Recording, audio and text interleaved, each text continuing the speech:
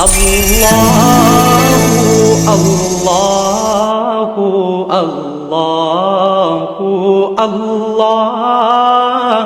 আমরা আবারও 15 দিন পর তাফসীর আরম্ভ করতে পেরেছি, এই জন্য আল্লাহর কাছে শুকরিয়া স্বরূপ বলি আলহামদুলিল্লাহ। আজকের তাফসীরের বা তালিমি বৈঠকের বিষয়বস্তু হচ্ছে যে কিয়ামতের আলামতের অর্থাৎ কিয়ামতের আলামতগুলি ভালোভাবে বোঝার চেষ্টা করি। আপনারা কিয়ামতের আলামত অনেক শুনেছেন, কিন্তু শোনার পরে আমাদের এই সমাজে বা পরিবারের মধ্যে আমরা সেটি বাস্তবায়ন করতে পেরেছি কি না সেগুলো আমাদের উপলব্ধি করা অবশ্যই দরকার। শুধু শুনলাম আর চলে গেলাম, তাহলে কিয়ামতের আলামত শোনার পরে লাভ কি হলো? কিছুই লাভ হলো না। যার কারণে আমরা সর্বপ্রথমে আপনাদের সামনে সূরাতুল আরাফের 33 নম্বর আয়াত, সূরা বানী ইসরাইলের 32 নম্বর আয়াত এবং আরও অন্যান্য আয়াত আপনাদের সামনে সূরা আনআমের 151 নম্বর আয়াত তেলাওয়াত করেছি। এই আয়াতগুলিকে কেন্দ্র করে আরও বুখারীর অনেকগুলি হাদিস আছে কিয়ামতের আলামত সম্পর্কে, সেগুলো আপনাদের সামনে আমি উপস্থাপন করার চেষ্টা করব ইনশা আল্লাহ তাআলা। আল্লাহ তাআলা বলতেছেন যে কিয়ামতের আলামত সেগুলো আমাদের মাঝে প্রায় এসে গেছে বললেই চলে।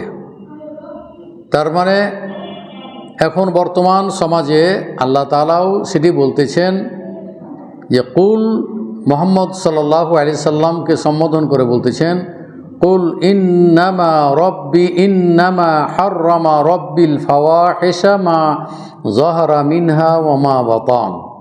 হে মুহাম্মদ, আপনি বলে দিন যে নিশ্চয় আমার রব অশ্লীলতাকে হারাম করেছেন।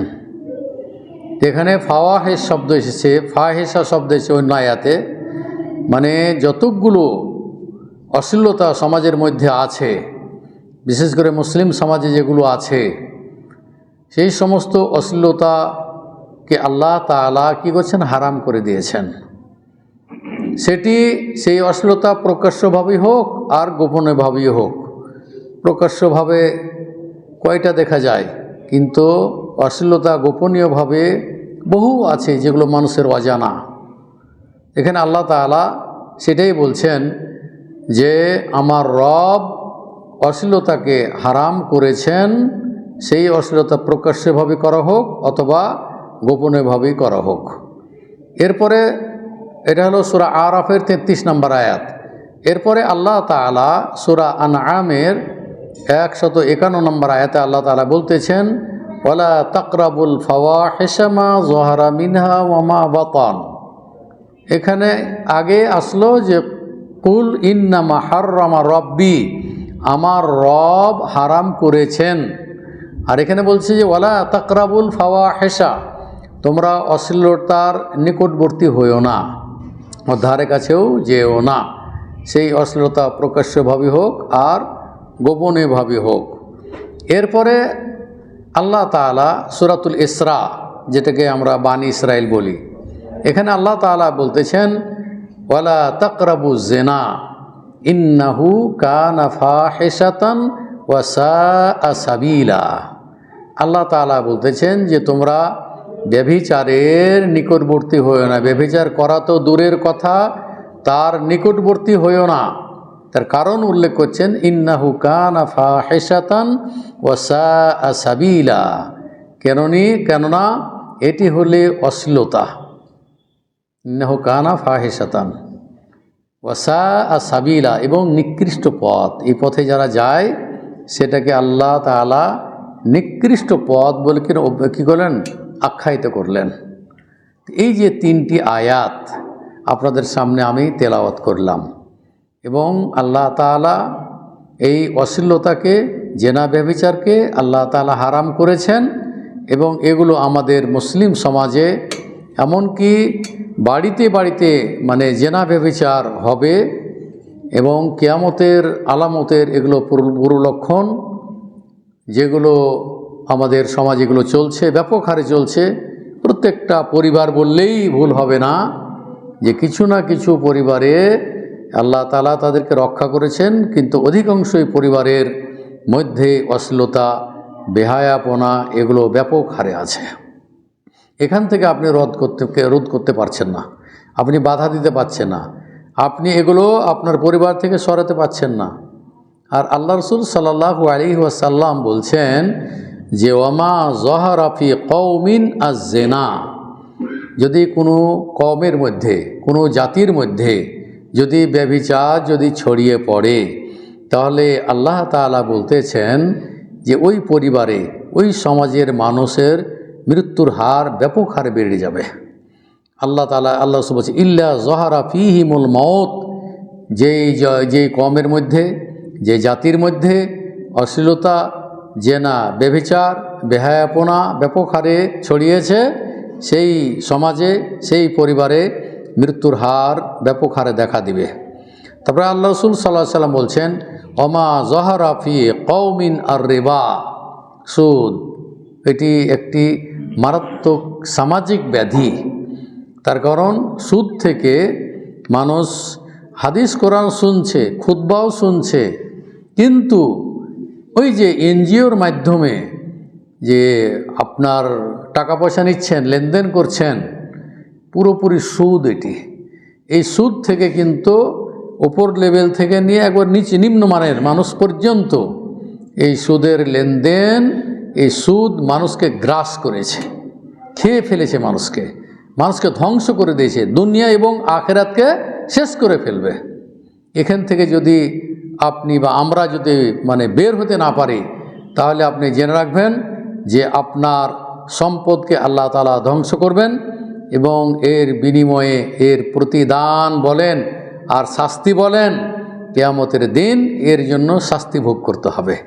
সেটাই বলছেন আল্লাহ রাসূল সাল্লাল্লাহু আলাইহি ওয়াসাল্লাম যে ওমা যহারা ফি কওমিন আয-জিনা, যেই জাতির মধ্যে, যে সমাজের মধ্যে ব্যভিচার, অশ্লীলতা এগুলো যখন বা সুদ এগুলো যখন ছড়িয়ে পড়বে, ওমা যহারা ফি কওমিন আর-রিবা, রিবা হলো সুদ। যেমন আল্লাহ তাআলা সূরা বাকারার 275 এবং 76 নম্বর আয়াতে আল্লাহ তাআলা বলতেছেন, 76 নম্বর আয়াত, এখানে 200, যে ইয়ামহাকুল্লাহুর রিবা ওয়া ইউরবি সাদাকাত, আল্লাহ তাআলা সুদকে সংকুচিত করেছেন এবং দানকৃত সম্পদকে আল্লাহ তাআলা বৃদ্ধি করবেন। সুদ মিশ্রিত সম্পদকে সংকুচিত করবেন, ধ্বংস করে দিবেন, আর দানকৃত সম্পদকে আল্লাহ তাআলা কী করবেন? বৃদ্ধি করে দিবেন। এটা আল্লাহ তাআলারই কথা। আহাল্লাল্লাহুল বাইয়া ওয়া হাররামার রিবা, তার আগের আয়াত 275 নম্বর আয়াত, যে আল্লাহ তাআলা হালাল করেছেন ব্যবসাকে আর হারাম করেছেন কি? সুদকে। এখানে স্পষ্ট আয়াত তারাও বোঝা যায় যে সুদ একটি হারাম জিনিস, এই হারামের সাথে জড়িয়ে থাকলে আল্লাহ রাসূল সাল্লাল্লাহু আলাইহি সাল্লাম বলছেন যে লা ইয়াদখুলুল জান্নাতা জাসাদুন গুজিয়া বিল হারাম। আল্লাহ রাসূল বলছেন যে ওই বডি জান্নাতে যাবে না যেই বডি হারাম দ্বারা গঠিত হয়েছে। সুদ একটি হারাম। সুদ খেয়ে আপনার শরীরকে আপনি গঠন করেছেন, আপনার সন্তানকে গঠন করেছেন, আপনার পরিবারকে গঠন করেছেন, সুতরাং এই বডি জান্নাতে যাবে না। খুবই ভয়াবহ অবস্থা। সুতরাং এই যে সুদের যে লেনদেন ব্যাপক হারে আমাদের দেশে চলছে এবং বন্ধ নয়, এবং একদিক দিয়ে শুনছে আর একদিকে কান্দে বের হয়েছে, আমাকে বাঁচতে হবে। আর রিজিকের মালিক তো আল্লাহ। জমিনে যতগুলো বিচরণশীল আল্লাহ তাআলা সৃষ্টি করেছেন জীবজন্তু, রিজিকের দায়িত্ব কার? মহান রব্বুল আলামিনের। আপনার রিজিকের ব্যবস্থা আল্লাহ তাআলা করবেন, যেইভাবে হোক রিজিকের ব্যবস্থা হবেই ইনশাআল্লাহ। অতএব হারাম থেকে বাঁচার জন্য আপনার মনোমানসিকতা তৈরি করতে হবে। আপনার ভিতরে আল্লাহ ভীতি আছে কি না, এটাকে আপনি এখানেই পরীক্ষা, যে না আমি সুদের ধারে কাছে যাব না, সুদের ধারে কাছে যাব না। যেইভাবে যেই কর্মে হোক না কেন, হালাল কর্ম দ্বারাই আমি আমার জীবিকা নির্বাহ করব। আমি সবজি খেয়ে থাকব, আমি মাছ গোশ খেতে পারবো না, আমি ছাতু খেয়ে থাকব, আমি অন্য অন্য যেগুলো খাদ্যদ্রব্য আছে সেগুলো খেয়েই আমি আমার জীবনযাপন করব। তবুও আমি হারামের ধারে কাছে যাব না। এটা হলো তাকওয়া, এটা হলো আল্লাহ ভীতি, এই হলো কি তাকওয়াশীল। আর এই ধরনের লোকেরাই আল্লাহর নিকটে সম্মানিত হবেন এবং তারাই আল্লাহর নিকটে সম্মানিত হবে। ইন্না আকরামাকুম ইনদাল্লাহি আতকাকুম, আল্লাহর নিকটে সর্বাধিক সম্মানিত ব্যক্তি যার ভিতর কি রয়েছে? তাকওয়া রয়েছে। তোমাদের মধ্যে যার ভিতর কি? তাকওয়া, পরহেজগারিতা রয়েছে। তাহলে এখান থেকে আপনাকে হারাম বস্তু থেকে যদি আপনি না বের হন, তাহলে আপনার পরিবারের মধ্যে, আপনার সমাজের মধ্যে প্রতিবন্ধী তৈরি হবে, পাগল তৈরি হবে। এটা আল্লাহ রসুলের কথা সাল্লাল্লাহু আলাইহি সাল্লাম। ওটাই বলছে যে ওমা জহরা ফি কওমিন আর রিবা ইল্লা সাল্লাল্লাহু আলাইহিম আল জুনুন। বলছে যে জাতির মধ্যে কি মানে সুদের লেনদেন আছে, সেই জাতির বা সেই সমাজে অধিকাংশ মানুষ প্রতিবন্ধী হবে, প্রতিবন্ধী পাগল হবে।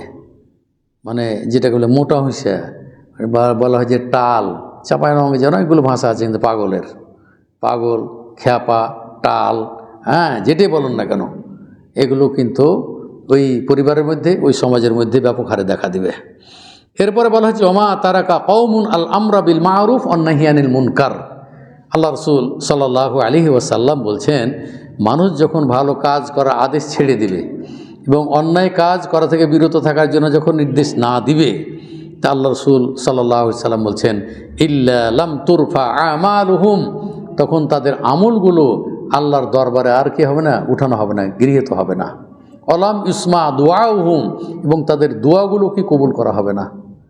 এখান থেকে বোঝা যায় যে যদি ভালো কাজের আপনি আদেশ না দেন, আপনি চুপ থাকলেন না, চুপ করাটা এটা হলো মোমেনের, এটা নিয়ম নয়, এটা তার এটা দায়িত্ব থেকে সে অবহেলা করে, তার দায়িত্ব থেকে। একটা লোককে আপনি বলতে পারবেন যে ভাই চলুন সলাতে যাই, এ কথা তো আপনি বলতে পারবেন না? পারবেন না। যে ভাই আপনি বিয়ের অনুষ্ঠান করছেন, এই সমস্ত অশ্লীলতাগুলো আপনি কী করেন? দূরীভূত করার চেষ্টা করুন। ভাই আপনি বিয়ের অনুষ্ঠান করছেন, মেয়েদের খাবারের ব্যবস্থা আলাদা করুন, ছেলেদের আলাদা ব্যবস্থা করুন। দুলুবি পাঠাচ্ছেন, এদেরকে বোরকা পরে পাঠান। সৌন্দর্য প্রদর্শন করতে গেলে নিষেধ করুন। এই কথাটুকু আপনার বন্ধু হিসেবে বলা তো কি উচিত না? উচিত নয়।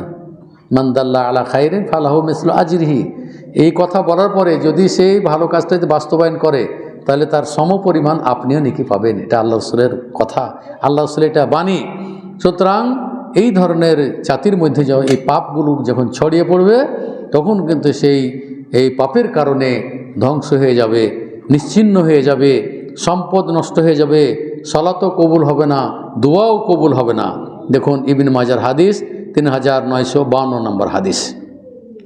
উল্লেখযোগ্য যে বিষয়গুলো আমাদের সমাজে আছে, এগুলো থেকে বাঁচার চেষ্টা করুন। তারপর আমি আলামতে চলে যাব আর কি। আর যেমন বলেছে আত্মসাৎ, এটা ব্যাপক হারে আছে। আত্মসাৎ এটা সমাজের মধ্যে, পরিবারের মধ্যে, এগুলো কিন্তু দেখা যায় আত্মসাৎ। তো আর ব্যাখ্যা যাব না, ব্যাখ্যা গেলে এক আত্মসাতের উপরে একটা খুতবাই হবে। সুতরাং আত্মসাৎ এটি একটি ঘৃণ্য একটি এই সিফাত, যেগুলো পরিহার করা আপনার আমার কর্তব্য। এগুলো হলো কিয়ামতের আলামতের মধ্যে এগুলোও পড়ে যে মানুষ কী করবে? আত্মসাৎ করবে, আমানতের খেয়ানত করবে। তারপর সুদ লেনদেন, এটা তো বললাম, এটা মুসলিমের হাদিস, সেটা হারাম করা হয়েছে। যেমন কোরআনে মুসলিমের হাদিস নাম্বার 1598 নম্বর হাদিস। তারপরে ঘুষ, ঘুষ তো আপনারা জানেন, ঘুষ এমনভাবে চলছে যে ঘুষ যত সরকার বন্ধ করছে, অন্য একটা পথ বের করে দিয়েছে। ঘুষ প্রকাশ্যভাবে যেভাবে লেনদেন হচ্ছিল, এটাকে বাদ দিয়ে যারা ঘুষ খায় অন্য পথ অবলম্বন করতেছে, অন্য পদ্ধতি চলে যাচ্ছে। মানে ঘুষ বন্ধ হয় নাই, ঘুষ চলছে। চাঁদাবাজি চলছে, চাঁদাবাজি কিন্তু বন্ধ হয় নাই, এখনও চাঁদাবাজি চলছে, ব্যাপক হারে চলছে। হয়তো আপনারা এগুলো দেখতে পাচ্ছেন, উপলব্ধি করছেন। প্রকাশ্যভাবে না হলেও ইনডাইরেক্টভাবেও কিন্তু চাঁদাবাজি কিন্তু বন্ধ হয় নাই।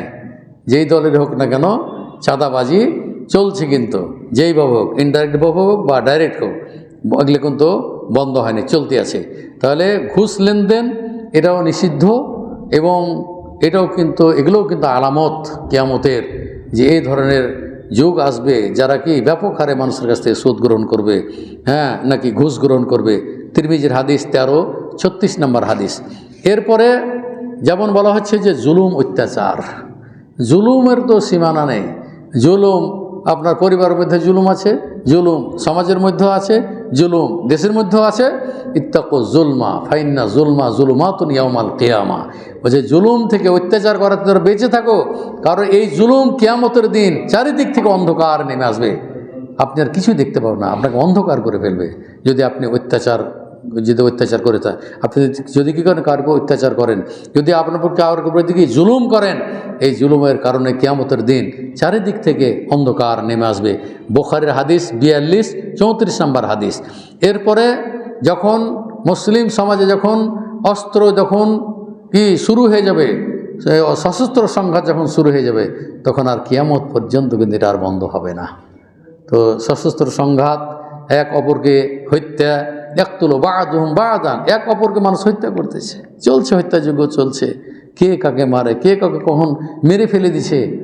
হ্যাঁ, এই যে দেখা যাচ্ছে রাত্রে বাড়ি আসছে, রাত্রে ওকে গোপন করে দিয়েছে, ধানের খেতে মেরে ফেলে দিয়েছে। এই তো হলো আমাদের জীবন, এই তো হলো আমাদের জীবন ব্যবস্থা, এই তো হলো হত্যাযজ্ঞ। এগুলো চলছে, ব্যাপক হারে চলতেছে, দেখবেন খবরে, নতুন খবর এগুলো। এক লোককে কী করেছে, ওকে হত্যা করে ধানের খেতে ফেলে রেখেছে। এইভাবে চলছে হত্যা। এটা দেখবেন মুসলিমের হাদিস 26-16 নম্বর হাদিস। এরপরে প্রতারণা, ঠকবাজি, চাঁদাবাজি, ধোঁকাবাজি, এগুলো তো ব্যাপক হারে আছে। তো এগুলো থেকে আমাদেরকে, আপনাদেরকে যদি এগুলো রক্ষা না করে, না বাঁচায়, তাহলে এগুলোর খপ্পরে পড়লে আমাদের ঈমান দুটাই ধ্বংস হয়ে যাবে, আমাদের দুনিয়া আখিরাত দুটাই শেষ হয়ে যাবে। এটি দেখুন বুখারীর হাদিস 21-48 নম্বর হাদিস। এরপরে স্বর্ণ, রেশমি কাপড় পুরুষের জন্য হারাম, অথচ ব্যাপক হারে এটা চলতেছে। আপনাদের সামনে আগেও আলোচনা করেছি, এগুলো চলতেছে, অথচ এগুলো পুরুষের ব্যবহার করা হারাম, শুধুমাত্র নারীরা এগুলো ব্যবহার করতে পারবে, শুধুমাত্র নারীরা ব্যবহার করতে পারবে। শুধুমাত্র পুরুষেরা স্বর্ণের দাঁত যদি ভেঙে যায় কিছু অংশ লাগাইতে পারে, এটা অনুমতি আছে। যদি আপনার শরীরে চুলকানি হয় বা খুজলি হয়, তাহলে রেশমের কাপড় পরিধান করা পুরুষের জন্য ওই ক্ষেত্রে জায়েজ আছে।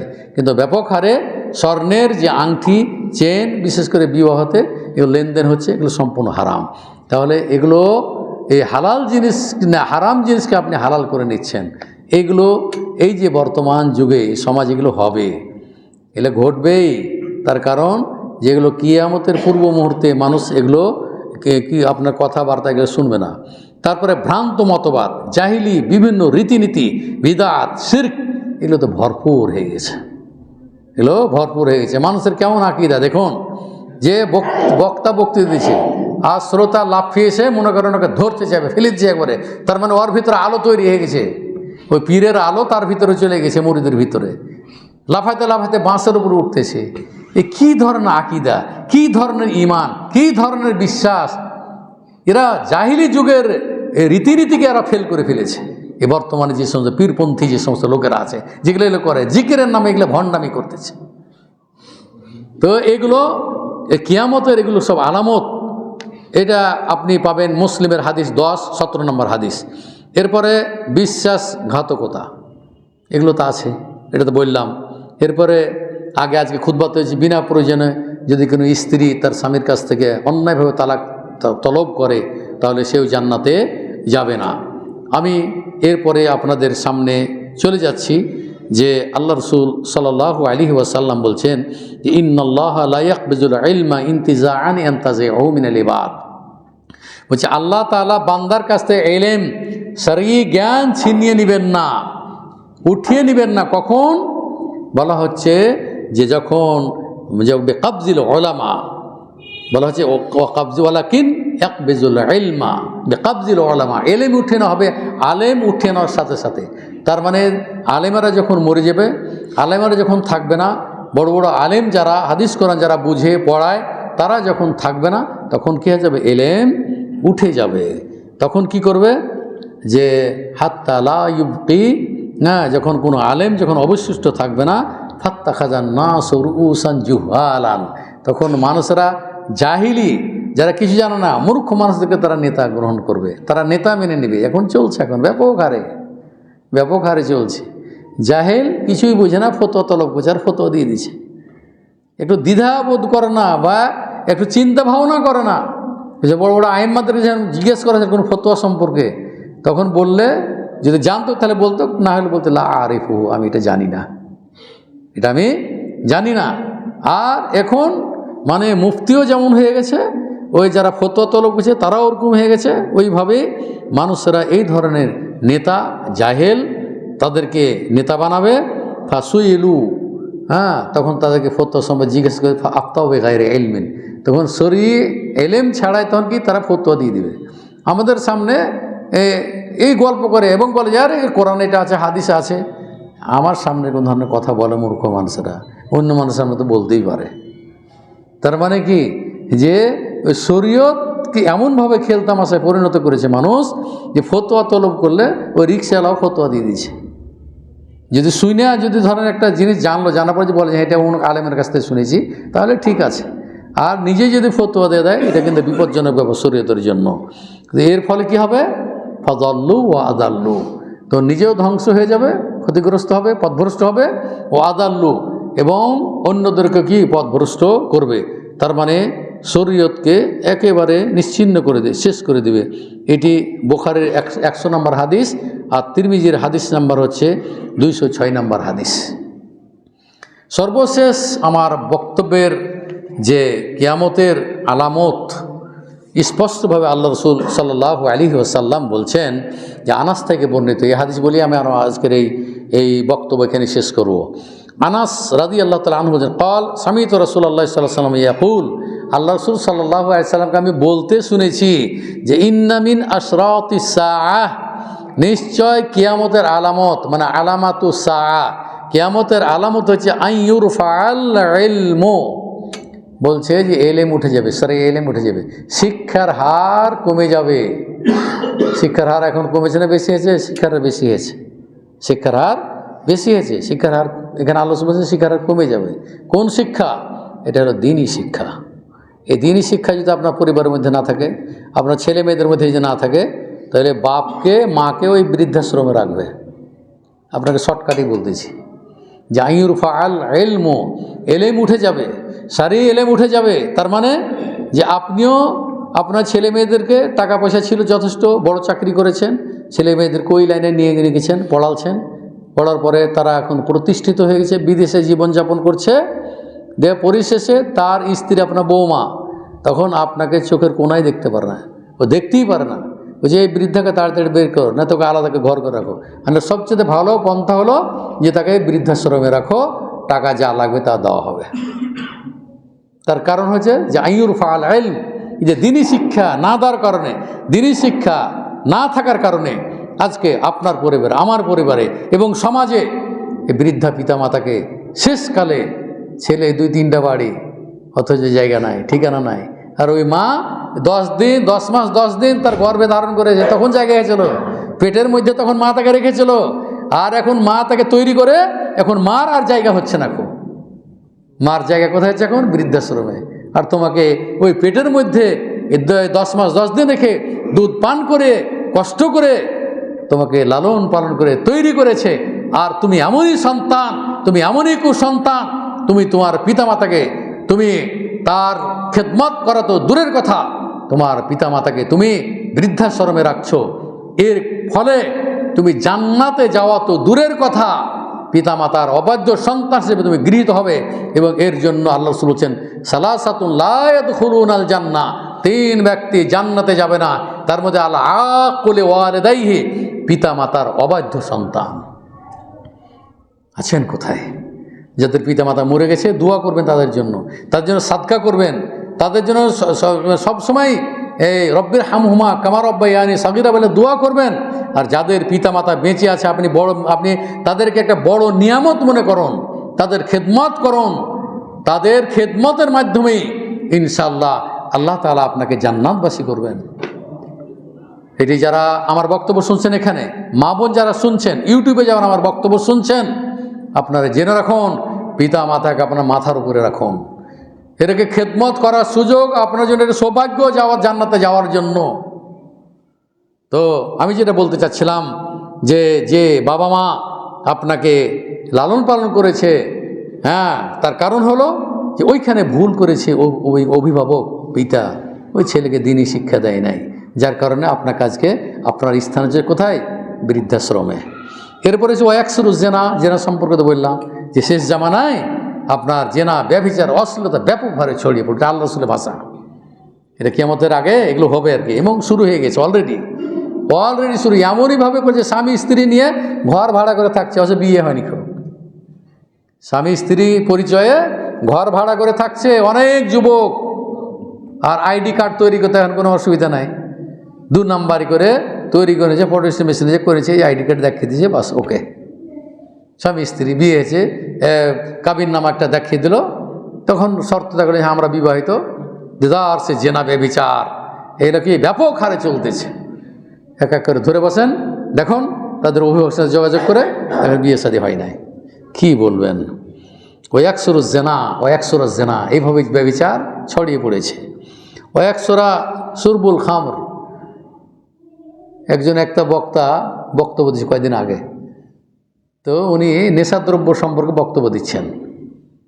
যে উনি বলছেন যে বিড়ি, সিগারেট, গুল, জর্দা, আরও যেগুলো ইয়াবা টেবা অত্যাধুনিক যে সমস্ত নেশাদ্রব্য সবগুলোই তিনি বলছেন এগুলো হারাম, এবং বিড়ি, সিগারেট, জর্দা, গুল এগুলো উল্লেখ করেছেন। সভাপতিও তখন বলছে, এরকে ধাক্কা দেয়, বলছে না, আপনি হারামের দলিল স্পষ্ট হয়ে দিতে হবে যে হারাম। বলেন যে জর্দা হারাম, গুল হারাম, অমুক হারাম, এগুলো আপনি ওই করেন। শোনেন না? হ্যাঁ দেখেছেন তাহলে আপনি, তাহলে এখন দেখুন না, ওটা না, এটা আরেকটা। এটা মনে হয় যে সম্ভবত শাহিনুর রহমান নামে একজন বক্তব্য দিচ্ছেন। হ্যাঁ হ্যাঁ, তো সে তাকে বাধা দিচ্ছে জালসাতে, মানে হাত দিয়ে তাকে ধাক্কা দিচ্ছে, কথা বুঝতে পেরেছেন? আর আমি লিখলাম যে সম্ভবত এই জর্দাখোর বা নেশাখোর এই সভাপতিকে সরিয়ে আরেকজন সভাপতিকে কেন ওখানে বসান। তার মানে যে এগুলোকে হালাল করতে চাচ্ছে, আল্লাহ হারাম করছে। মাসকারা কাসিরুহু ফাকালিলু হারাম। আরে জর্দা দিয়ে এক টুকরো দেন মুখে, যদি আপনার যদি কি হয় মাদকতা না আসে তাও হারাম, আল্লাহ রাসূল বলছেন। বেশি খাইলে যদি মাদকতা হারাম, তার অল্পটাও কি হারাম। তাহলে কি বলবেন আপনি এখন? তাহলে যে একশোরা সুরবুল খামর, এই যে মদ, নেশাদ্রব্য, এগুলো কিন্তু কিয়ামতের এগুলোকে পূর্বাভাস। ওয়াকিল্লার রেজাল, পুরুষের সঙ্গে কমে যাবে, হয় যুদ্ধের মাধ্যমে হোক, অথবা জন্ম গ্রহণ করার সময় হয়তো নারীর সংখ্যা বেশি বাড়বে আর পুরুষের সংখ্যা কি বেশি হবে, অথবা যুদ্ধক্ষেত্রে কি পুরুষেরা মারা যাবে, নারীরা থাকবে। তো বলে কিয়ামতের আলামত ওয়াকিল্লার রেজাল, পুরুষের সংখ্যা কমে যাবে। ওয়াকসুরান নেশা, তখন নারীদের সংখ্যা বৃদ্ধি পাবে। যার কারণে আল্লাহ রাসূল বলছেন এমনও হবে যে হাত্তা ইয়াকুন আলে খামসিনা ইমরাতান আল কাইয়ুমুল ওয়াহিদ, একজন পুরুষের অধীনে 50 জন নারী তার সাথে সাথ গ্রহণ করার জন্য তারা উদ্গ্রীব হয়ে পড়বে। এই হলো হাদিস। তার মানে কি, যে জেনা ব্যভিচার ব্যাপক হারে মানে ছড়িয়ে পড়বে, যে একজন পুরুষ আর কি আর নারী হচ্ছে 50 জন। যখন যে কুকুরগুলো মারতে ছিল কিনা সিটি কর্পোরেশন থেকে, তখন একটা ভালো উদ্যোগ নিয়েছিল। এখন এমন কুকুরের যে আপনি রাত করে হাঁটতে পারবেন না, এমন অবস্থা হয়েছে। হ্যাঁ, আগে দেখা যায় একটা কুকুর, যেটা কুত্তি যেগুলোকে বলা হয়, মহিলা কুকুর যেগুলো, এই কুকুর একটার পিছনে 8-10টা কুকুর খালি কি দৌড়াদৌড়ি করতো। তো এরকম যুগ আসবে, ওই মানুষের মধ্যে এরকম যুগ আসবে যে একজন পুরুষের পিছনে ওরকম 50 জন নারী কি এর পিছু ধাওয়া করবে আর কি, এইভাবে করবে। তো এইভাবে জেনা ব্যভিচার মানে ছড়িয়ে পড়বে। এটা বুখারীর হাদিস, বুখারী অধ্যায়ে রচনা করেছে। সুতরাং আপনাদের আমি বলতে চাচ্ছি, যেহেতু বড় বক্তব্য দীর্ঘায়িত হয়ে যাচ্ছে, যেহেতু সংক্ষিপ্তের পরে প্রশ্ন উত্তর আছে, আমি এতটুকু আপনাদেরকে বলবো সংক্ষিপ্ত আকারে যে আসুন, আমরা মানুষ মরণশীল, যে কোনো সময়তে আমরা দুনিয়া থেকে চলে যাব। অতএব আখেরাত নিয়ে আমরা চিন্তা ভাবনা করি। দুনিয়াতে যদি আপনার ব্যবসা বাণিজ্যের মধ্যে যদি সুদ থাকে, এখান থেকে বের হওয়ার চেষ্টা করতে হবে আপনাকে। আপনি টাকার লোভ সামলাতে পারছেন না, আপনাকে ঘুষ দিচ্ছে এই বাম হাত দিয়ে, পিছন দিক দিয়ে, এগুলো থেকে দূরে থাকার চেষ্টা করুন, বাঁচার চেষ্টা করুন। আল্লাহ আপনার রিজিকে যতটুকু হালাল রুজি অর্জন করছে, এর মধ্যে আল্লাহ তাআলা বরকত দান করবেন, এবং ওই অংশ থেকে যদি আপনি দান করেন, তাহলে আল্লাহ তাআলা আপনার সম্পদকে বৃদ্ধি করে দেবেন। এটা আল্লাহ তাআলারই বাণী। সুতরাং আল্লাহ তাআলা যেটা বাণী সেটা চিরসত্য, এর ভিতরে কোনোই সন্দেহের অবকাশ নেই। অতএব আসুন, আমরা হারাম বস্তু থেকে, যে সমস্ত অশ্লীলতা আছে, এগুলো থেকে আমরা বেঁচে থাকার চেষ্টা করি। আল্লাহ তাআলা যেন আমাদেরকে, এই সমাজকে যেন সুদমুক্ত, ঘুষমুক্ত, তারপরে প্রতারণা মুক্ত সমাজ যেন আমরা বসবাস করতে পারি, ছেলে মেয়েদেরকে যেন আদর্শবান করে দিনী শিক্ষায় শিক্ষিত করে, যাতে করে আপনার ছেলে যেন আপনার জানাজা পড়াইতে পারে। এইভাবে আল্লাহুম্মা গফির লাহু ওয়ারহামহু, আল্লাহ তুমি তাকে ক্ষমা করো, আল্লাহ তুমি তাকে দয়া করো, আল্লাহ তুমি তাকে নিরাপদে রাখো, আল্লাহ তুমি তার পাপগুলিকে আল্লাহ তুমি মোচন করে দাও, আল্লাহ তুমি তার কবরকে প্রশস্ত করো, আল্লাহ তুমি তাকে জাহান্নাম থেকে রক্ষা করো, আল্লাহ তুমি তাকে কবর আযাব থেকে রক্ষা করো, আল্লাহ তুমি তাকে জান্নাতবাসী করো। এই দোয়া আপনার সন্তান করবে, তা আপনি কি এটা চান না? তাহলে কি আপনার এই ছেলেকে আপনাকে ওই বৃদ্ধাশ্রমে রাখবে? কোনোদিন রাখবে না। তাই আসুন, কমসে কম আপনার ছেলেকে জেনারেল শিক্ষিত করেন, কোনো অসুবিধা নেই, কিন্তু দিনী শিক্ষা দেন, 5 ওয়াক্ত সালাত আদায় করবে, ওই ছেলে আপনার জানাজা পড়বে, ওই ছেলে আপনার জন্য দোয়া করবে। আল্লাহ যেন আমাদেরকে নেক সন্তান দান করার এবং তাদেরকে ইসলামী ঢাঁচে যেন গঠন করতে পারি, আল্লাহ তুমি আমাদেরকে সেই তৌফিক দান করুন। আমিন। ওয়া আখিরু দাওয়ানা আনিল হামদুলিল্লাহি রাব্বিল আলামিন।